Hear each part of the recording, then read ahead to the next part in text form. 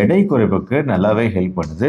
இதுக்கு காரணமும் முக்கியமான விஷயமே நார்ச்சத்து தான். இந்த நார்ச்சத்து அதிகமா இருக்கிறதுனால எடை குறையறதுக்கான வாய்ப்புகளும் அதிகரிக்குது. தினசரி சியா விதைகள சேர்த்துக்கும்போது. நம்ம இந்த சியா விதைகள் இப்போ தயிர் இருக்கு இல்லையா? தயிர்ல கூட இந்த சியா விதைகள் சேர்த்து நம்ம சாப்பிட்றோம் அப்படின்னா, இது நம்மளுக்கு சட்டைட்டி, அதாவது திருப்பி பசி எடுக்காம நம்மளுக்கு நல்லா சாப்பிட்ட ஒரு திருப்தியான உணர்வை கொடுக்கறது. இந்த மாதிரி கொடுக்கறதுனால நம்மளுக்கு இடையில நம்ம பொரிக்கக்கூடிய நொறுக்கு தீனிகளோட அளவும் குறையுது. இந்த வகையிலேயே நம்மளுக்கு எடை குறைப்புக்கு சியா விதைகள் உதவியா இருக்கு. மூணாவதா அது மட்டும் இல்லாம நம்ம ரத்த சர்க்கரை அளவுகள் நம்ம சாப்பிட்ட பின்னாடி வேகமா ஏறும்னு சொல்லியிருக்கிறேன்.